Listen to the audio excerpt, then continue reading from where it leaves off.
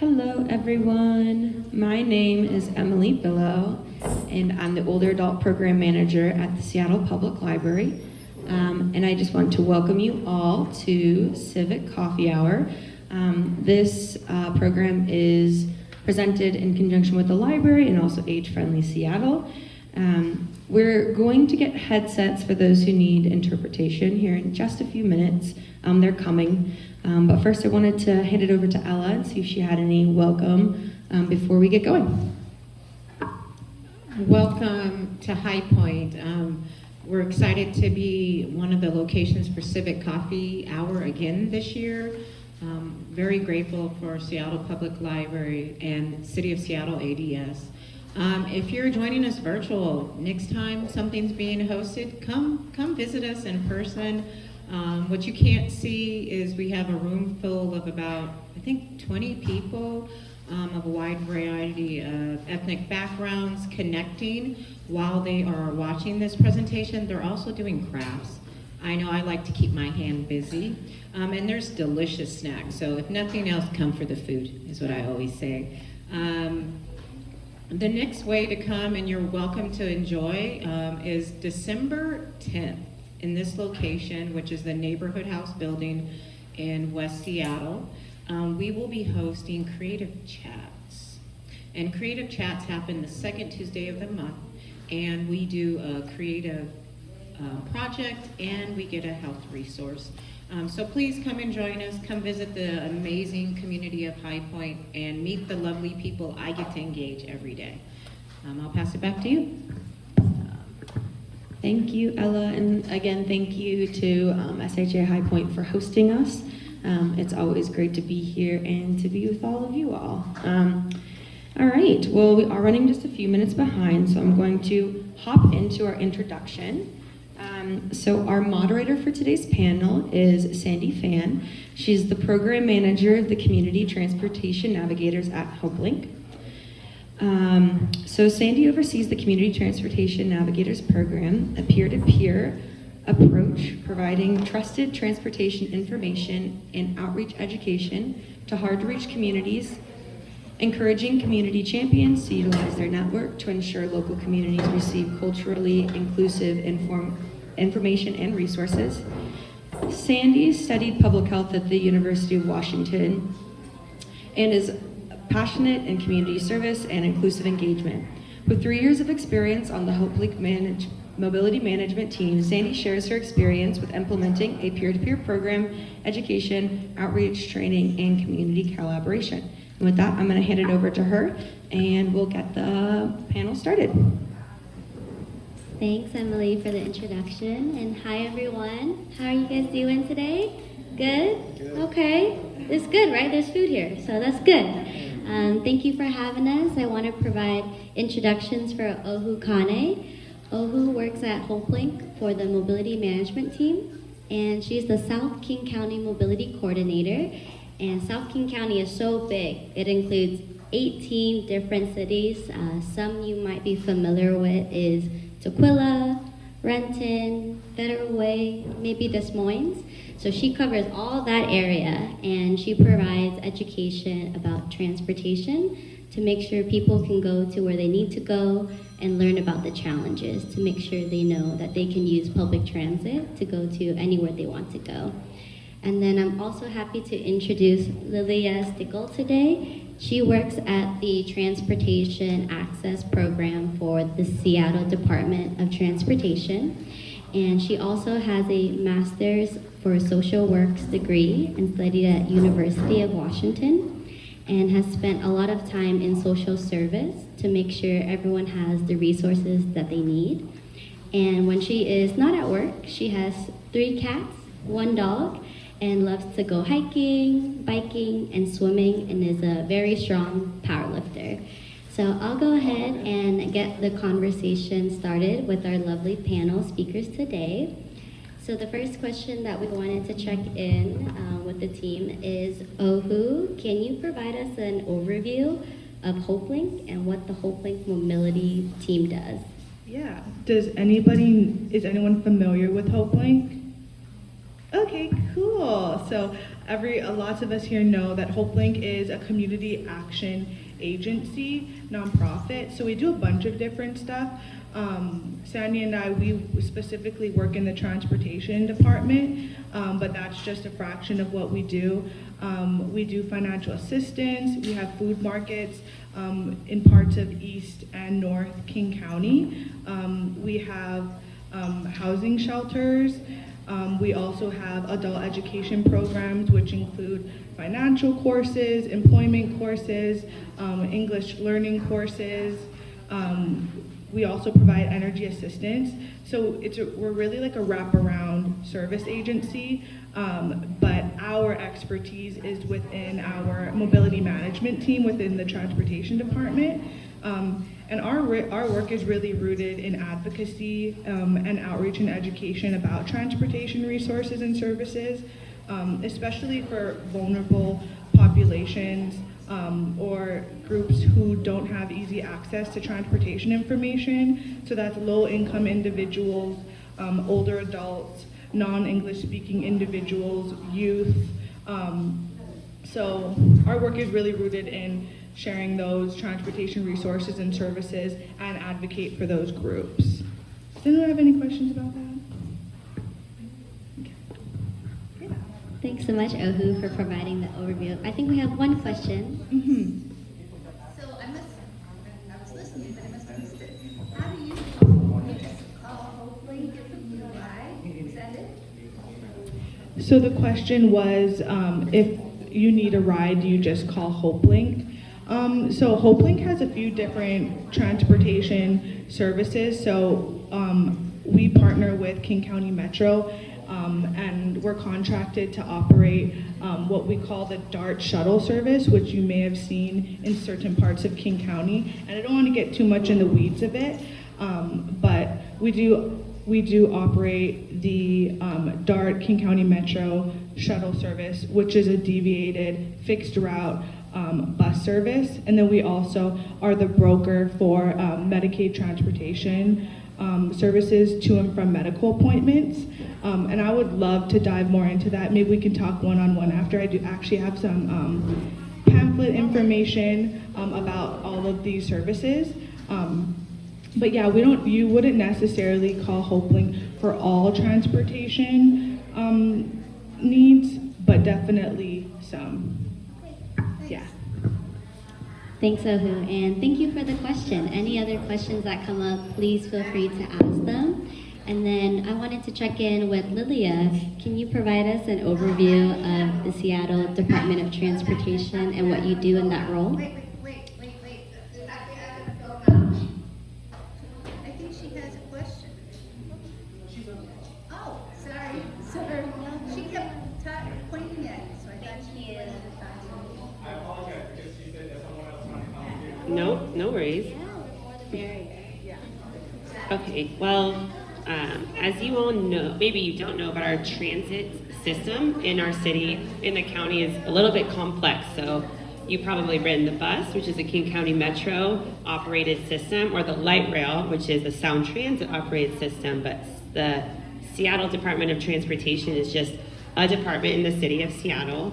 And SDOT really manages all public right-of-way, so sidewalks, bus lanes, bike lanes, any sort of pedestrian infrastructure, some of the roads, but not all of them, because the Washington Department of Transportation operates some of those. SDOT also invests in transit, so SDOT pays King County Metro a lot of money to increase transit service in the city, and also maintain roads, parking infrastructure, so a lot of exciting stuff. But SDOT, my role at SDOT is really a lot more in line with kind of what HopeLink does. I'm on a very small team. Oh, your question or? Oh, sure. I'll try to be quick. A team called the Transportation Access Programs team. So we also work with different populations in the city of Seattle that have obstacles to accessing transportation, whether those be financial or education and awareness. And we serve a lot of the same populations that HopeLink does, just on a much smaller scale and only focused in the city of Seattle. I just want to ask how to apply, how to make a HopeLink, what is required. For HopeLink? Is this question specific to transportation? And is this for the Medicaid transportation program?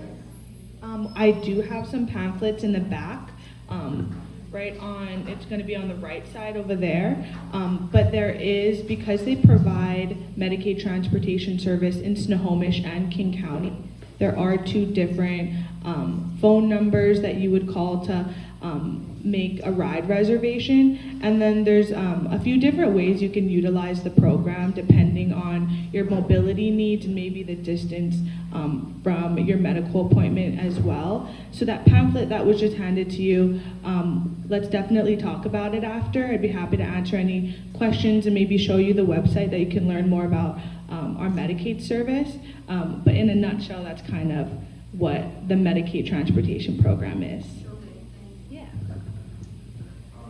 I think we have another question in the back. Just need to get an account with you before getting in the ride, or is this just free ride for Medicare and Medicaid community members? Do you want me to take this one? Yeah, so the program, the service that we're answering question about is called HopeLink's Non-Emergency Medicaid Transportation. And you're right, you do have to have Medicaid as your insurance first so that you can get the service. And then when you call in to tell them your Medicaid Provider 1 ID number, they will ask you a set of questions to see which level of service you are eligible for. If you are unable to utilize the bus, they will grant you door-to-door service based on your eligibility. If you have a car or a personal vehicle, they may offer you gas reimbursement. So if you drive to your medical appointment, they can pay back for your gas. And then the third option is if you can utilize the bus or the train, they will actually give you an ORCA card with money on there so that you can ride to and from any medical appointment if you have Medicaid. Follow-up would be, what about land support for those who don't have family members or anything English? Do you offer any land support to set up appointments? Yes, that's a great question. The question was, is there any language support when they are calling to make a ride? Yes, every representative has the option to call language line and get an interpreter on the phone in your desired language. Each language may have a different wait time of how fast they can get the interpreter. Thanks for your question. Speaking about ORCA cards, Lilia, can you share about the Seattle Housing Authority ORCA card program and what kind of great ORCA cards you have available for the families? Yes, so our team at SDOT has 3 programs for 3 different populations. Our largest program is our SHA program. So if you are a resident of a Seattle Housing Authority property, a property that's owned or managed by Seattle Housing Authority, you are eligible for a free unlimited ORCA card right now through 2026. So it's open enrollment. If anybody in your household who's over 18 qualifies, because everyone under 18 rides for free. But if you're over 18 and you live in SHA housing, you can qualify for a free unlimited ORCA card. You can apply online. You can also call or text the SHA number, and they can help you apply over the phone, and the application is available in different languages. I want to add too, if you're not tech savvy, you can come visit our digital equity team that we have for Seattle Housing Authority residents. Wednesdays in High Point, they're at Upton Flats, and that's by our property management, okay? Go for it. What about you get you have all that from last year, this year? Maybe it's at in the management office. Is it from you working or I have to renew? Where did you get your ORCA card? She got one of those that you were giving out. She has one of SHA. Yeah. It will last through the end of 2026. So you don't need a new one unless you lose it or it stops working. So it'll just keep working. I want to congratulate SDOT for the distribution of those ORCA cards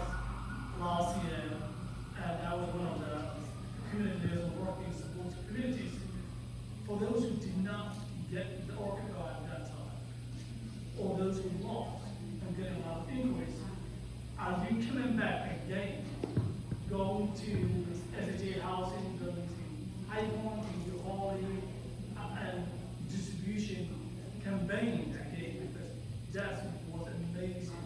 The feedback I get from the community, that's one of the best programs ever. Thank you. Thank you. I really appreciate that. So SHA fully manages the program. From SDOT helped launch it. So we did a lot of in-person distribution over 6 weeks at like 20 SHA properties.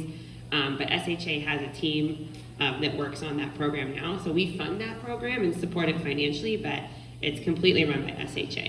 So that is a really good question. I would love for you to give that feedback to SHA and their capacity to do in-person distribution and enrollment. But another question? I think I talked to Ella about this a long time ago, but I don't really, I want to know for sure. I'm in, I have a Section 8, I'm eligible, and so I'm not eligible for the Orca card. So if you have a Section 8 voucher and you live in an SHA owned, yeah, so unfortunately Section 8 does not fall under. Why? You know, I mean, I did Section 8 through SHA. I think that is, that in terms of amount of funding and number of people eligible for the program, everyone who lives in an SHA owned and managed property, it's about 10,000 residents, and there's a lot more Section 8 voucher holders. And our team, in terms of our funding, we're funded by the Seattle Transit Measure, and all of our programs have a set amount of funding. So that was, we had to have eligibility somehow, and that is like how many people we could serve financially. I used to live in an SHA property. Does that help? So what I would say is people like me felt the difference, and we advocated for, like, if we're doing this program again, to consider those who get left out, which is sad because a lot of federal, city, state programs, there's people that are left out in the in-betweens. Yes, I don't understand. Like, to me, I think you should be able to have access to it. However, they do have to set guidelines, and the way that they'll have 2 double checks. If you're in a SHA owned and managed property, it's getting mailed to their addresses. There is a higher level of connection than if you're a voucher holder living underneath another property management, right? We do have voucher holders that live here in High Point, so they have both people there. So sorry, I would say I'm sorry that you don't get 2, but I'm pretty sure they are going to share about like a cheap way for people that are as seasoned as you are in life to get really discounted passes. Yeah, I was just going to invite Ohu to share a little bit about the senior Orca cards that are available at a discount rate. Ohu, can you share for those who do not live in the Seattle Housing Authority, maybe what are some ways they can get an Orca card? Yeah. So for those who aren't familiar with Orca Card is, I would say, the most universal way we pay for transit throughout King County and then parts of Pierce and Snohomish. There's a few different types of Orca cards. I think the one that is most applicable to everyone here is the senior RRFP Orca card. And the eligibility for this Orca card is very low barrier. Really the only eligibility requirement is that you're 65 years or older.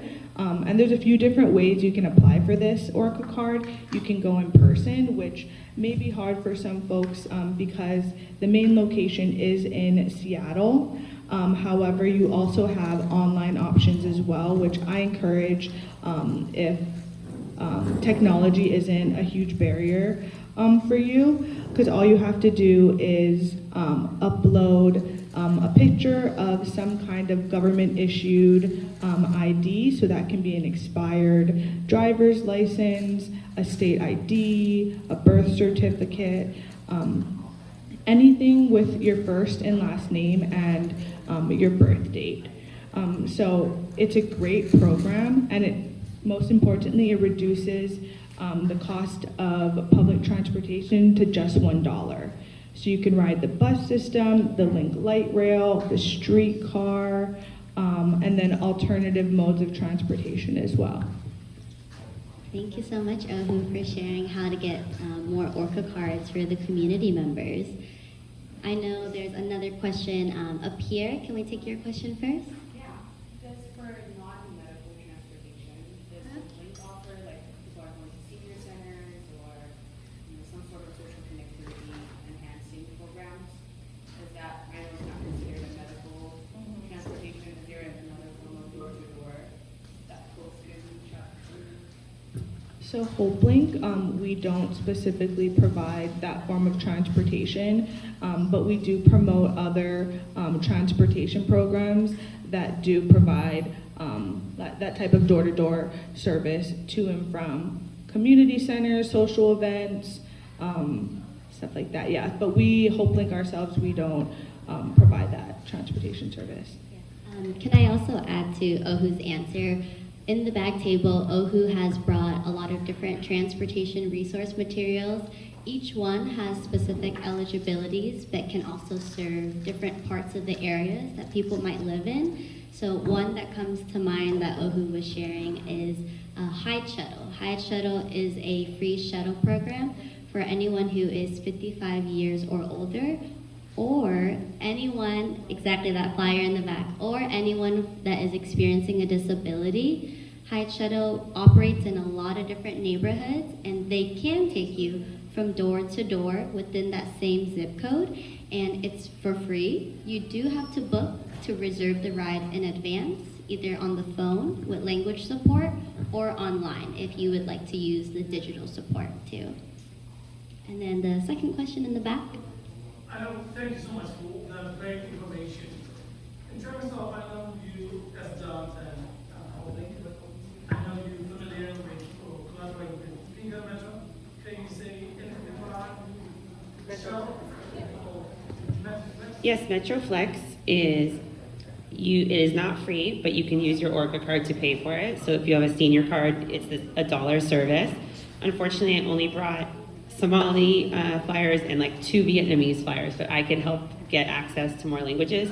MetroFlex is neighborhood specific, but it's now in the High Point Delridge area. So when you request a ride, it'd have to be in the area of service. So you couldn't get a ride from here to downtown, but you could get a ride from here somewhere else in the Delridge, West Seattle area. It's an app, and you put in where you want to go, and somebody will come pick you up in a van. A driver. So if you want to learn more, there's some flyers in the back, but you can use your Orca card. It's available in other neighborhoods too, so if you live somewhere else, they have the flyers have the map of where it's available. But it is newly available in this area, which is exciting. Yeah, one other thing to add about MetroFlex is you do not have to book in advance. You can book it today, you can book it in 2 hours. It's a on-demand service as long as it is within their operating hours, because each neighborhood has a specific hour that they operate and where they can go in the term of this neighborhood. Any other questions? Yes, in the back.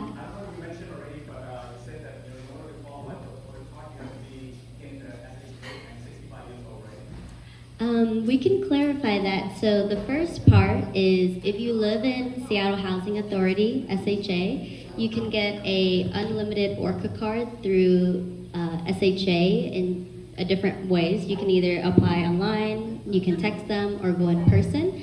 So that's for anyone who lives in SHA building and they're 18 and over.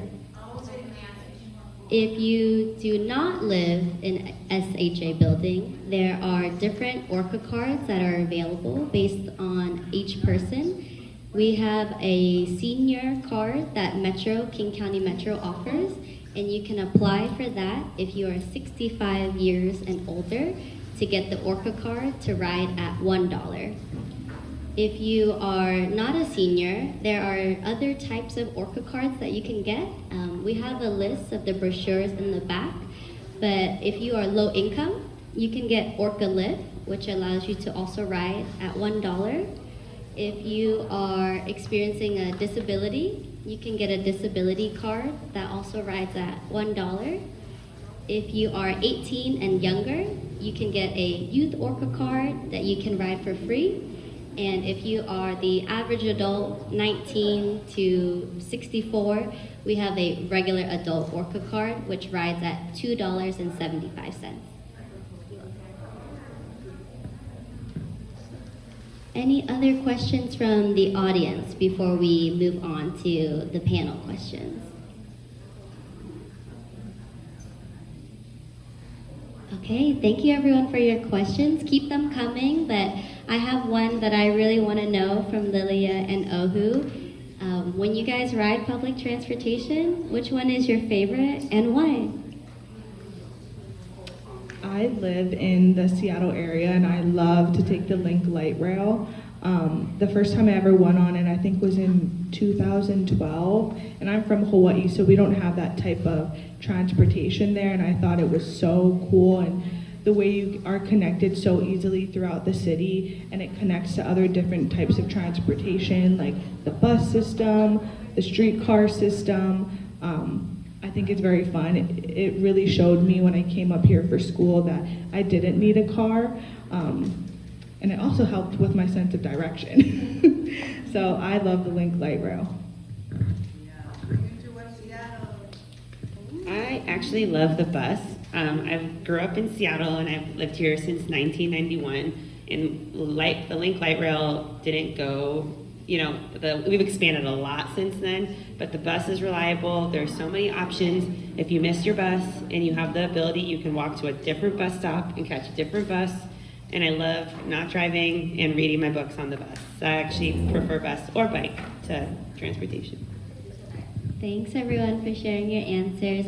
We had a comment in the audience when Ohu shared Light Rail was a great resource, and is it coming to West Seattle? So Lilia, do you have any updates or do you know any information if Light Rail is coming to West Seattle that we can be excited for? I can give a little bit of information. It is not the project I work on my team, so if you have complex questions, I unfortunately will very likely not be able to answer them, but I can give you what I know.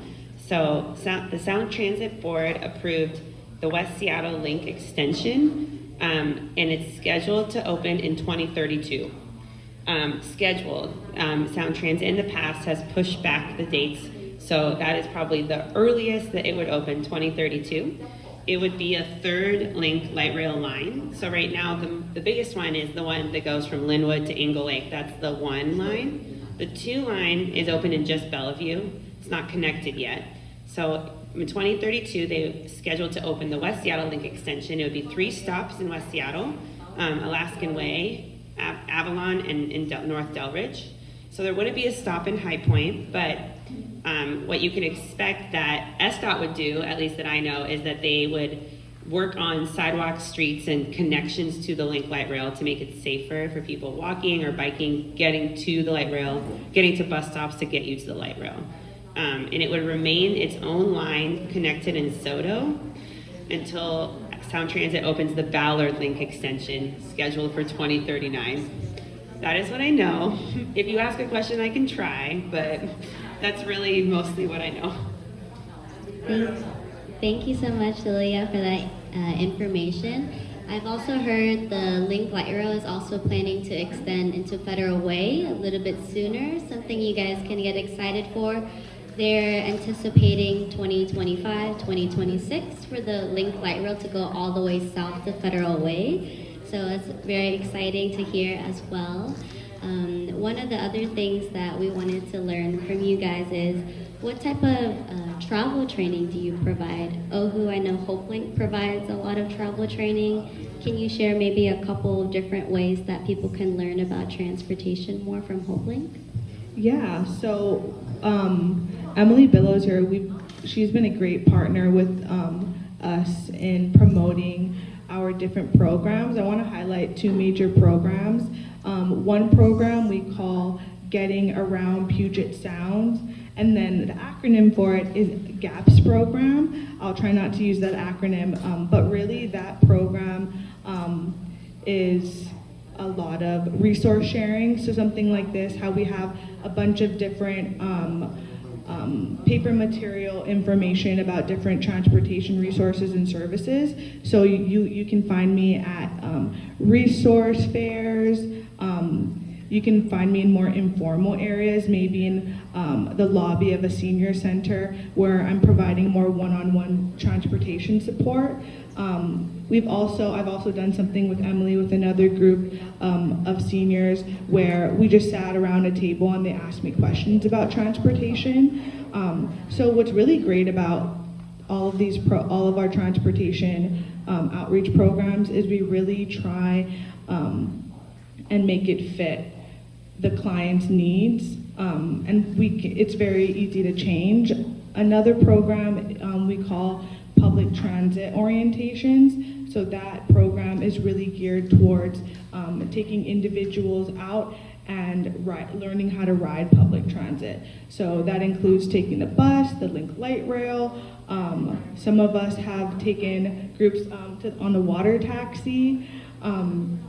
And I think a lot of the time when we're working with groups of clients, there's a lot of fear and a lack of confidence in themselves in riding public transportation. And so this program is really geared towards trying to alleviate that fear and show how fun it is really, and also how useful it is to be able to get around in that way.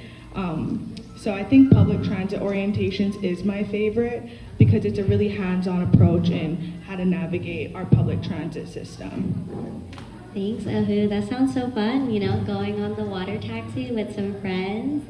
Thank you so much for sharing a little bit about the programs that you can serve and offer.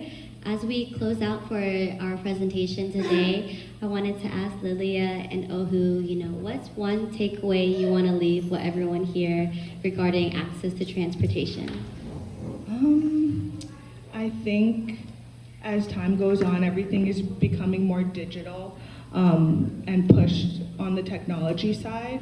And I think our team and the work we do is really rooted in advocating for more accessible ways to access this information. So whether you engage with your program directors or you're a community advocate yourself, I would really just encourage you to continue to speak up and advocate for more accessible ways to access this type of information, whether it's language, technology. I think there's just such a huge push for technology, and I think we're leaving a lot of people behind. So to continue to advocate for all of us, I think is really important. I think that was well said. I don't have much more to add other than if the transportation resources available to you are not meeting your needs, that your voices do matter, and that to speak up and share. If you use King County Metro Access and that's not working for you, or if HomeBlink isn't meeting your needs, or the High Shuttle doesn't come, that the service is for you, and if it's not working for you, we do want to hear that, or else it won't change. So. Awesome. Thank you too for those information and your time. At this moment, we are taking questions from the audience. So if anyone has any questions for the panel speakers, please feel free to raise your hand and we're happy to answer. And I think there's one question in the back. Okay, thank you so much. Thank you for the presentation. A couple questions. Are you presenting similar workshops in other SHA facilities? Community libraries, mosques, churches. Second version of the question is, as dot levy has been passed, and we provide additional resources and community investments after the levy. And third is about road around King County.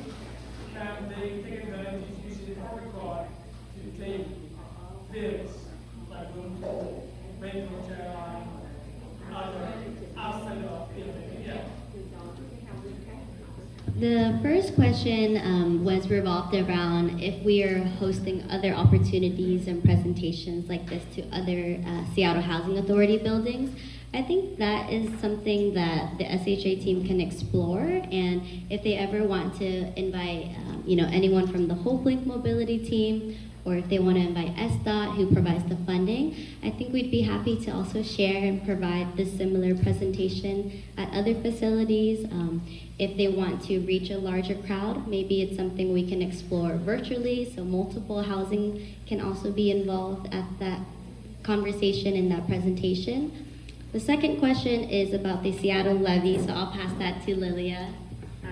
So the levy passed like 2.5 weeks ago, so that's great. And so by an overwhelming margin, so people really are invested in their transportation system. I would say it's a little soon to answer any specific questions about how we're going to implement the levy, but SDOT will hire about 100 more staff in the next 3 months. So I would just keep an eye out for more information about that, but it really just happened, so we're just in the planning phases. Can I add something about presentations like this? SHA values community's voice. So if you are an SHA resident, depending on which community you live in, you might have a community builder. If you have a group that wants to hear this presentation, we're community driven. So if you have a group that wants to invite you guys in your respective communities, the community builders will connect with SDOT and others, like Emily, like LDAD, and hopefully, and other resources to bring them to community. But it's not, our role is not to tell people what they need, but to respond to requests. And then the last question was kind of how and where you can use your Orca card. Is that correct? And specifically the ferry. Gentlemen going around King County, Yeah. can they take the ferry using Orca card? Yes. So with the reduced fare Orca cards, which Sandy mentioned, is the senior reduced fare Orca card, the disability reduced fare Orca card, and then Orca Lift. Orca Lift is based on income. But for the ferry in specific, it doesn't reduce the fare to just $1, but it does allow you to take the ferry for half off.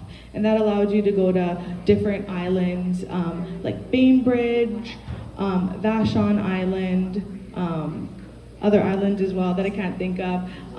But yeah, I think with the Orca card, what's really great is you can really use all these different types of transportation that allow you to get out of Seattle and maybe more into nature. Do you know what Orca stands for? I do. Can you share more about the SHA Orca card, if it covers the walking ferries, the water taxi?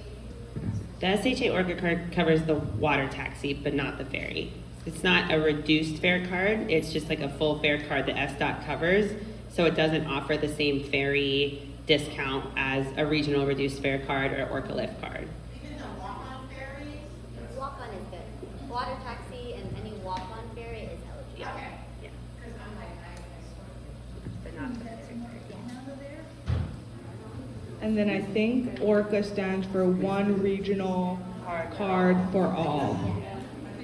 And it's so fitting because orcas are very frequent this area a lot. Well, not here, but the waters in the area. Just to add on, you asked if this will be hosted in different spaces. So this is actually recorded. So if you want to share this with community partners to stream it or to use it as resource, you're more than welcome to. But you can also obviously reach out to our panelists and connect with them to invite them to your spaces. Yeah, let's talk after. And the application, if you apply right now, all this has to be done online for the contract. You can do the essay. We don't have, there's no paper application, but you can apply online from your phone or help someone apply online, or I can give you their phone number. You can call or text. There you go. Perfect.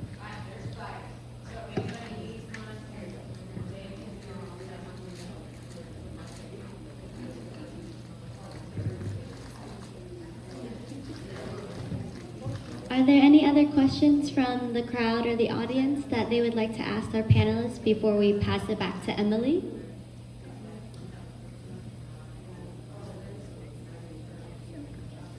Okay, thank you so much, Ohu and Lilia, for your time and your expertise. It's been a pleasure to have you guys here and learn more about your program. And I'll go ahead and pass the show back to Emily to get us started for the rest of the evening. Thank you all for being on our panel today. You all did such a great job. I know there was some fun questions that got thrown into there that weren't on our page, but thank you all for being such an engaged audience. I'm gonna wrap us up. We're just a few minutes early. I believe there's still some drinks back there, so please help yourself. And then we have that resource table and bags you can take home. The panelists will stick around for a few minutes if you have some specific questions to ask them. And if not, thank you all for coming, and we look forward to seeing you later. Next year, yes. Yeah, we're at the end, so thank you very much.